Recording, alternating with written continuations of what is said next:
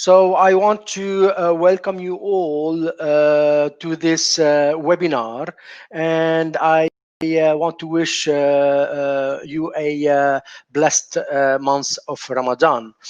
Meirc Training and Consulting, in addition to our paid virtual learning packages, we offer you many free gifts such as articles, blogs, and of course webinar like this one. So I encourage you to go to our website and you can find many free things. So today we will be talking about contracts formation from an overview, because this is a very big subject. However, we'll try to in a half hour we try to minimize it and to make it really easy to understand. So first thing I want to tell you that in this webinar we will be tackling many subjects, mainly the contract formation. But let me first introduce myself. My name is Charles Joseph Talk. I'm a partner with Meirc Training and Consulting. I, hold a Master of Science in Human Resources Management and Training from the University of Leicester, UK, and a Bachelor of Law from the Lebanese University. Therefore, I'm Lebanese. So, in addition, I earned many specialized, certification from Harvard and Austin at Texas, and I'm a proud member in many organizations, namely the International Red Cross and Crescent. So I will not go into details into my bios, but what I would like to tell you is what to expect in this webinar.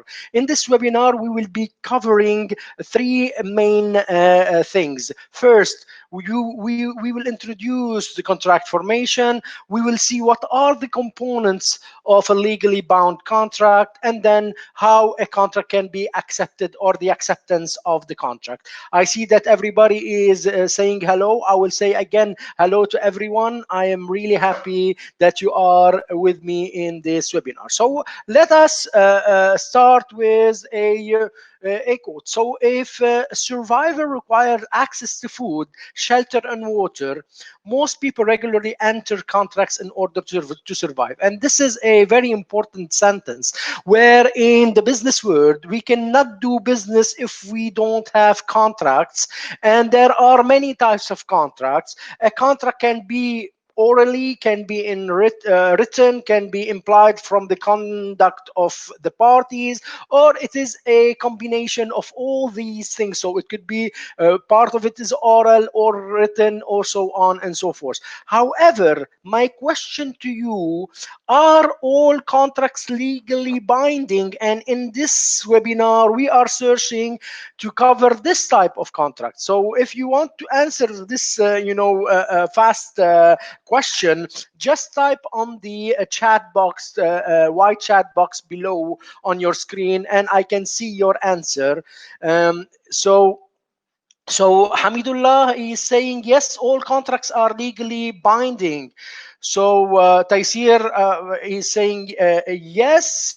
So you are telling me that an oral contract can be binding, or a conducts are binding? So let's see. There are interesting answers. Akila say no, and Hamidullah and Ayat, he said no. So what is a legally binding contract? This is very important to know. A legally binding contract consists of an agreement between the parties, usually classified into offer and acceptance, something of value given in exchange for any promises that are made. So we need an agreement first. So let's agree first that we need to say, yes, I want that contract, and the two parties accept the contract. So there will be an offer. After accepting the offer, I need also to add something in exchange. So what is the terms, what is the essence of the contract. So I need to exchange something, okay, and it is called consideration and an intention to be legally bound by such promise. So I need to both party, they are really, sure that they want that contract and they have the intention to be legally bound. And then once the agreement is reached, no new terms can be introduced into the contract unless both parties consent to them. So all of these, pillars are needed. All of these points are needed for a contract to be legally binding. I want to tell you something. In this webinar, I will ask you for, you will be, doing four small quizzes to see how much did you are you present with me, and to see your attention and the comprehension of the subject. So be aware, concentrate on the the slides. So it's like a fun quiz to see who will get the higher score. So a legally binding contract, again, it consists about the agreement, the offer. When I offer, then I have to accept that offer by by the offerer from the offeree, and then the consideration, the value I have to exchange, and then the intention to be legally bound. So let's go a bit into details. So the offer. An offer, so first of all, in a contract, there must be an offer.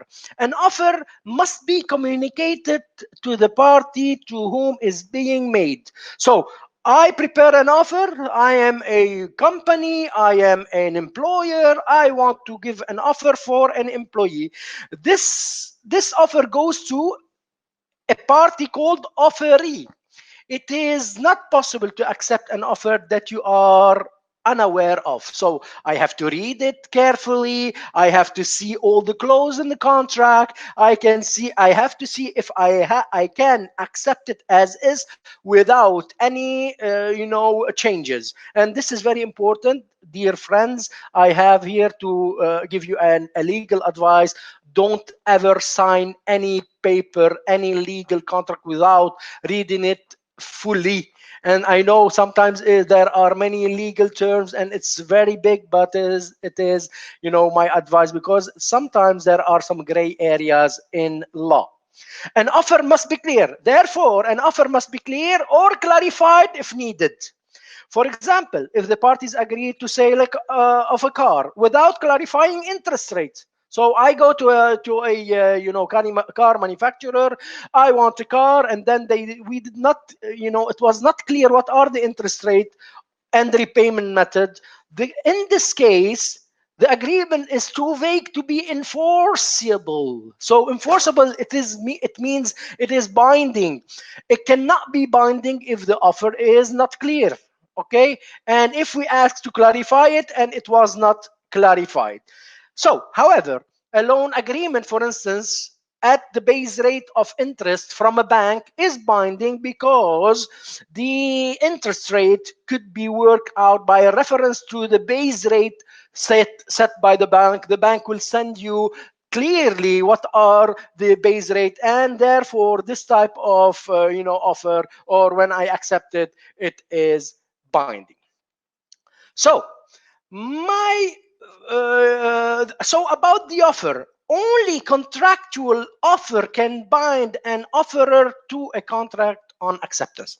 So what I mean here, a written offer, when I am given a written offer and I read it well and I accept it and I sign on it, then it is binding. Other things like circulars, advertisements, tenders, estimates, quote, goods displays on the shop windows, and any other services, cannot bind the party making that statement to a contract. So an offer is the sole form in contract, then when I accepted it and when I sign it, it is binding. So very important. So any other forms, like, sometimes you have quotes, tenders, and then we said yes, it is a good quote. It is not forcible. It is not binding. So we can still move on. So my first quiz is the following. So I will send you the quiz. The quiz, it's 4 essential elements in any contract are. What are the 4 essential elements? So now I will be, I give you now the first quiz, which is, you have to select one of the answer is the right answer, and you will get 10 points if you select the right answer. It's a multiple choice. You have 4 answers, A, B, C, D, 1, 2, 3, 4. The right answer will be, given 10 points. So read carefully. I will give you a few seconds. Now I have some answers now, and at the end, toward the ends, I will be sharing the results.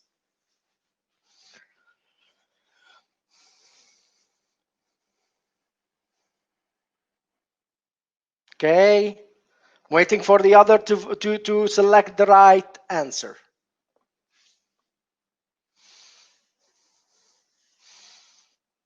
Okay, I have 4 answers out of the 11.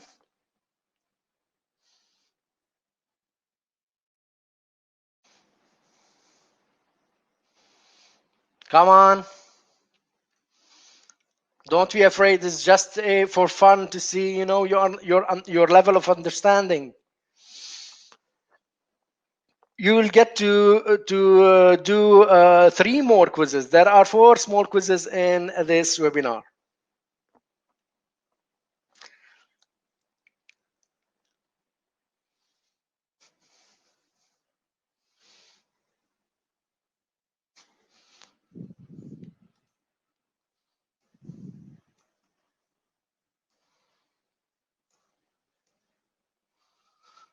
Mariam is happy. Mariam is happy. I think she selected the right answer. Am I right, Mariam? I'll give you like 10 seconds. 10.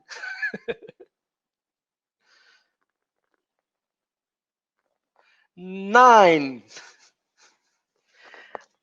I'm still waiting for at least 1 or 2 are pending. They did not yet click. And 5. 4. Okay, I'm ending now the voting, and I will be sharing the results with you. Now I'm sharing the results. So if you can see the results in front of you. So, okay, I will stop sharing now the results. And the right answer here, ladies and gentlemen, is the 4 essential elements for a contract to be binding is the offer, the intention to be legally bound, the consideration, and the acceptance. So those are, so it is, the answer C. A, B, C is the right answer. So let's continue.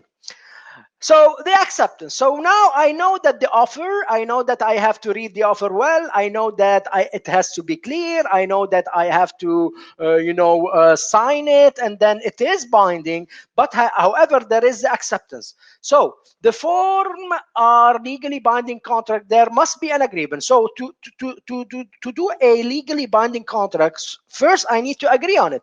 So an acceptance must be a mirror image of the offer, matching all the key terms. So when I accept based on a very clear offer as discussed previously.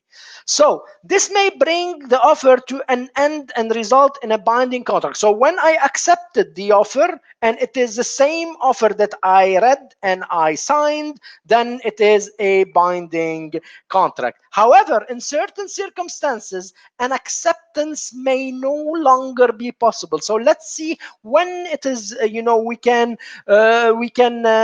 escape, or when there are no acceptance. So So what are the circumstances? So no acceptance, rejection. An offer may be rejected. So if I did not accept the offer, so I can reject it before by the offeree. Once rejected, the offeree cannot change his or her mind and accept the original offer unless it is reintroduced by the offerer. What I'm saying here, if I rejected an offer, when it is rejected, I cannot accept it again. It has to be reintroduced again by the same, or to introduce some changes if needed be. The second no acceptance is the counter offer. So varying the terms of the offer may result in a counter offer. Sometimes we need to change some of the terms inside an offer. It is clear, it is acceptable, but there are some few things I need to change. This is where I reject the previous offer and I will be waiting for a counter offer, or I will advise the offerer to give me a counter offer. This canceled out the original offer, which can no longer be accepted. So when I get a counter offer, by default, the previous offer is canceled. I can't accept it anymore, and it's not legally binding anymore. Lapse of time. An offer expressed to last for a specific time will expire at the end of that time. For instance, if I told you that I will give you goods, and then those goods are available only for 3 months, and then it will expire, the contract will be the offer will be rejected by default, or will be not accepted by default if those goods are no longer valid, or no longer accepted. Okay, so again, there are also revocation by offerer. Sometimes the person who gives me the offer wants to withdraw it. So a circumstances happened, like nowadays the COVID-19. I send an offer for recruiting a person, and then I can withdraw that offer before the acceptance of the offer. This is very important. So it is before I accept the offer, I need to withdraw it. And then for sure it is the death. It may be possible to accept an offer and create a legally binding contract even after the offerer is dead, if I don't know he is dead. But once I knew that that offerer is that it cannot be binding, it is ethical, and cannot be binding anymore. Till now, everything is clear. Mind you that I will be sending you the PDF copy of that webinar based on your request. Don't worry about that. So we only have a window of half an hour. Because of that, I'm really trying to cover all the topic in this 30 minutes. So the second question will be, which of the following statement is correct? So again, this is quiz number 2, test number 2. I will be sharing the test. So there are also multiple choices. One of the answer is right, the other, and will give you 10 points.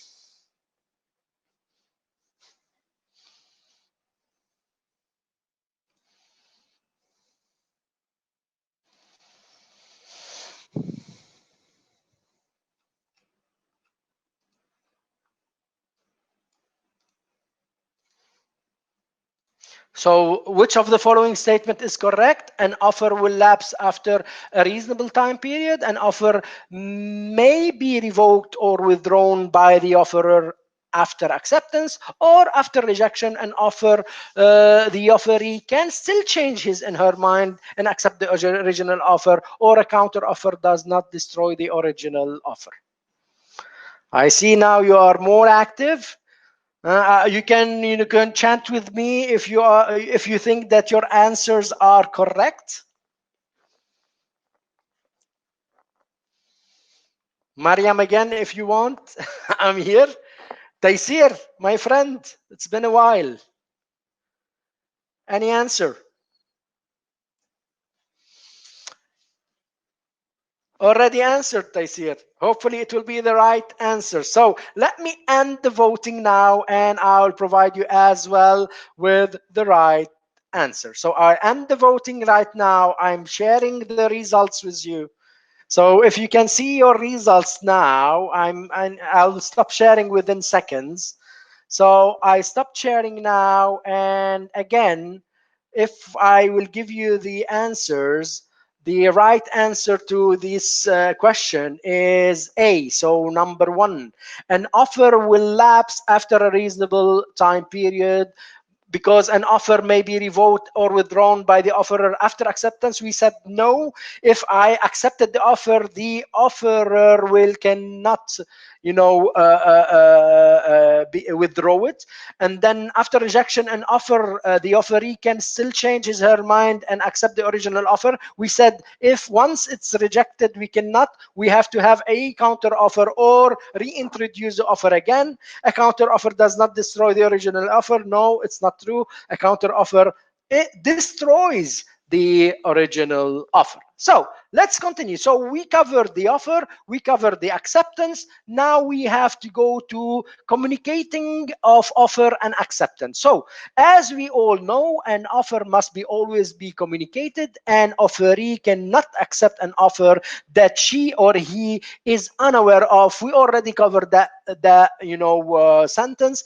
We'll go revocation of an offer. Revocation or withdrawal of an offer must always be communicated to the offeree before acceptance by the offerer or a third party. For sure, a clear communication is a legal issue in contract acceptance or withdrawal or revocation.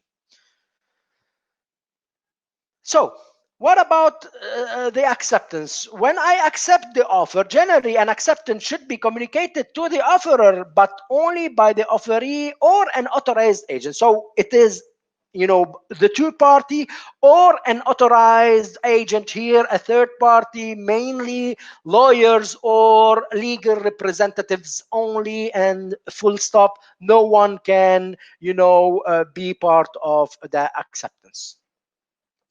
So there are many rules of acceptance.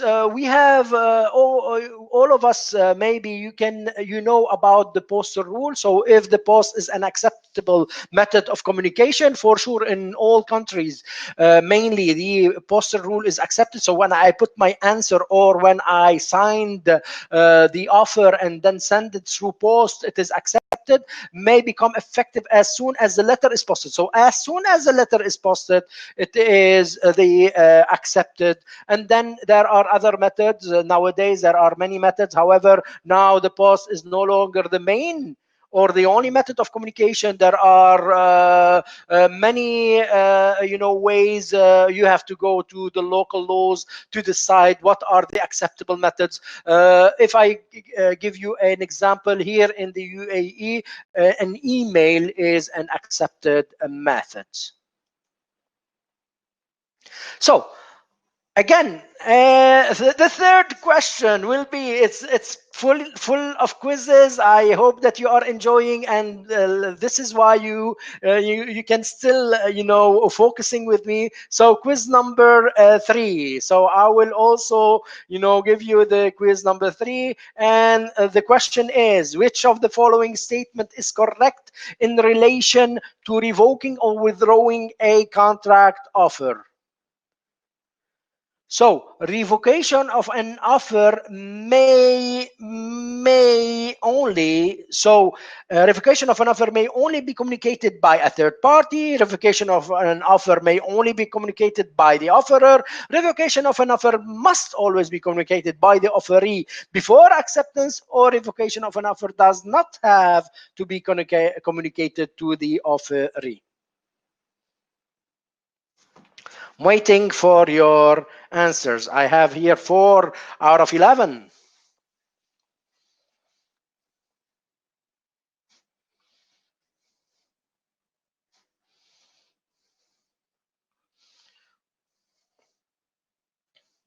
I have a 64% average point.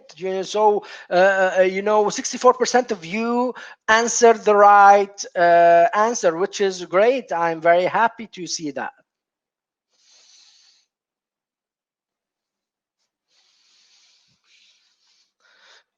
Ending the vote in few seconds.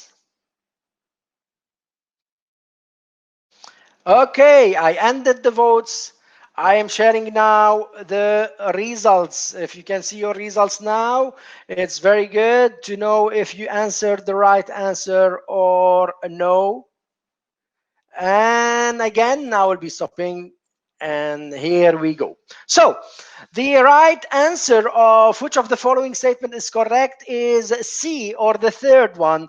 Revocation of an offer must always be communicated to the offeree before I accept. So first, before I accept, I have to communicate that I want to reject or I want to revoke that.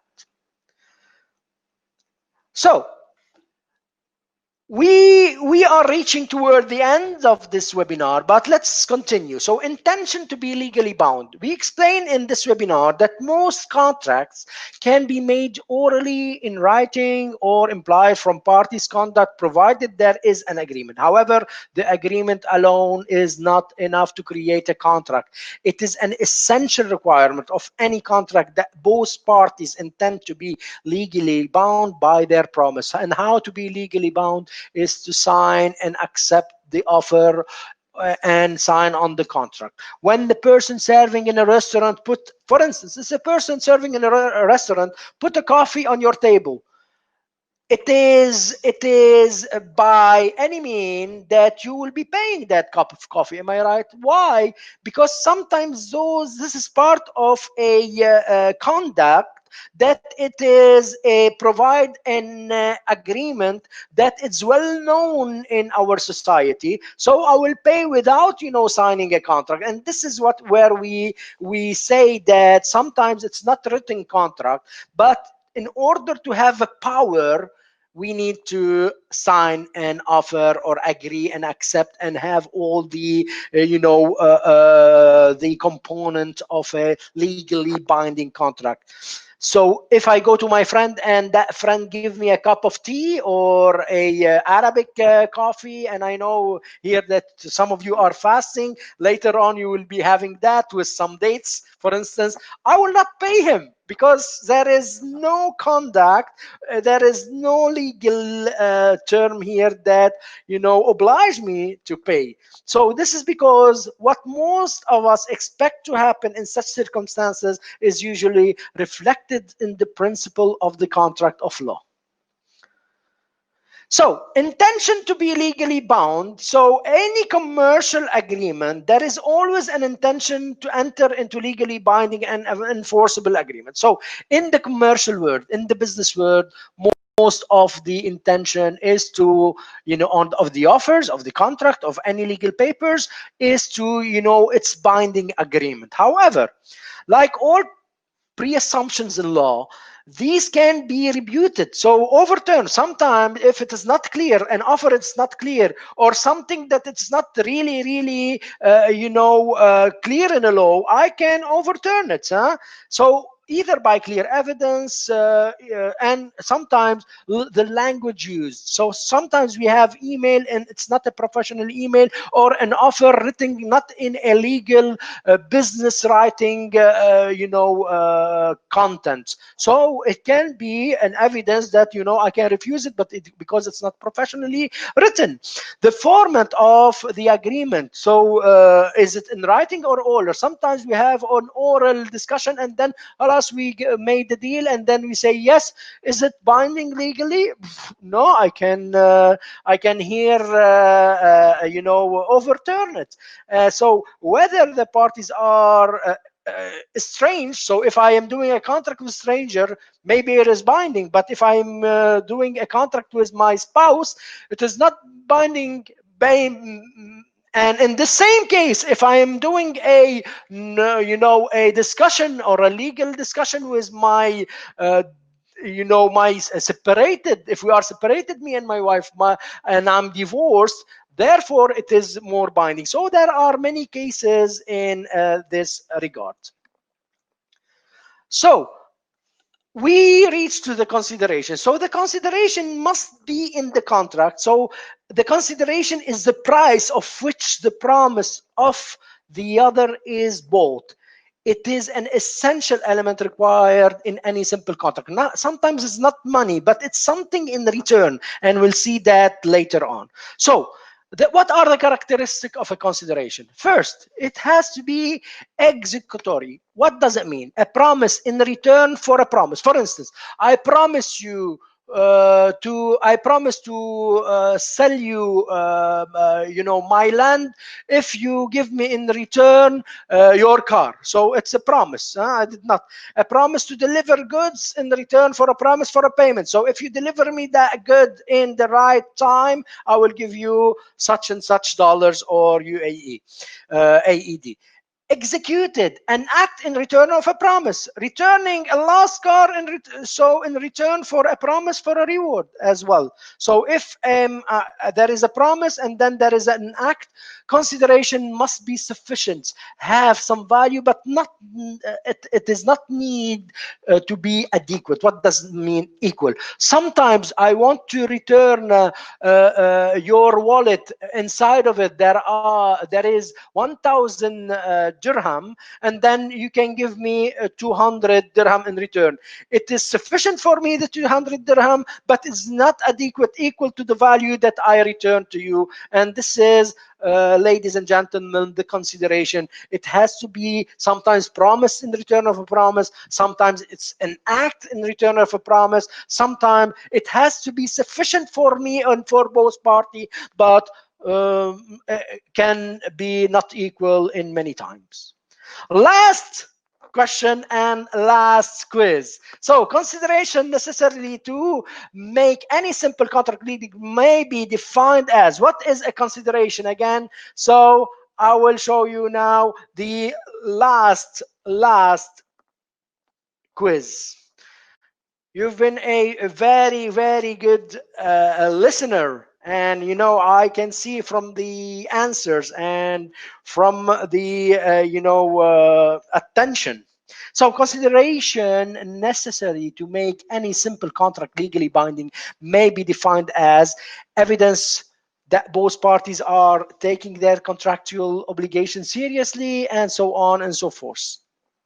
So which of the four answers? One of them is right, the others are wrong, and the right answer will give you 10 points.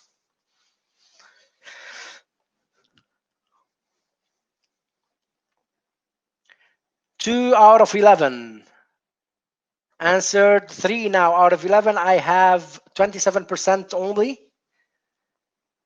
I need a higher percentage still.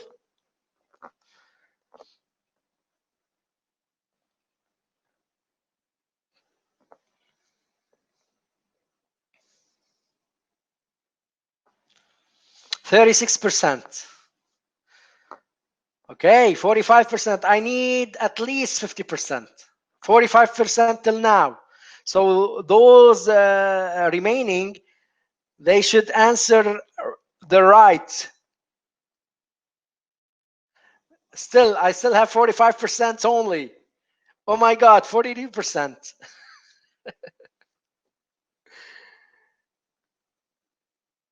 So I will end the voting in a few seconds.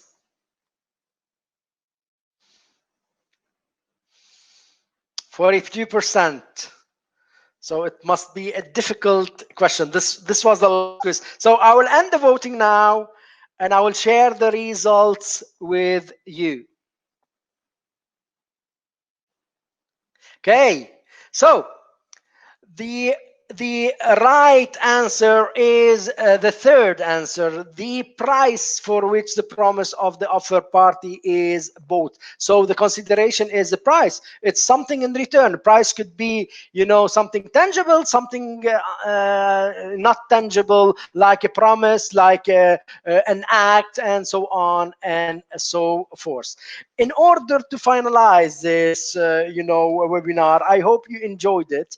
In a nutshell, contract formation has three key areas. So the pre-contract, it means the negotiation part. So the pre-contract, the statement, the head of terms, if you want.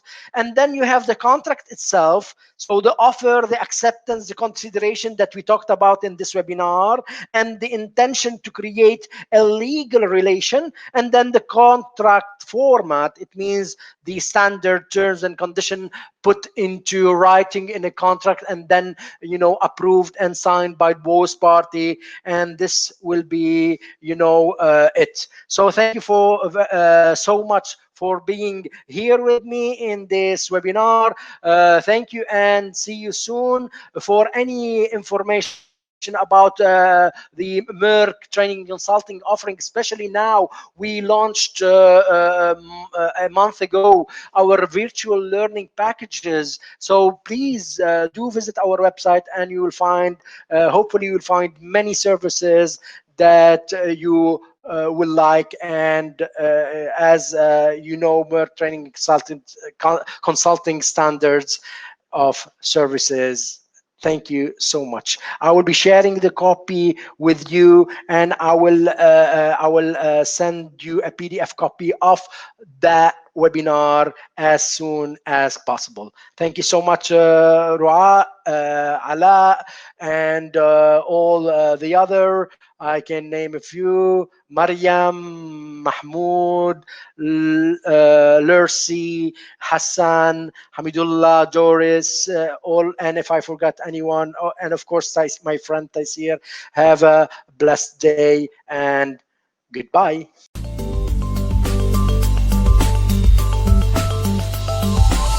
Meirc.com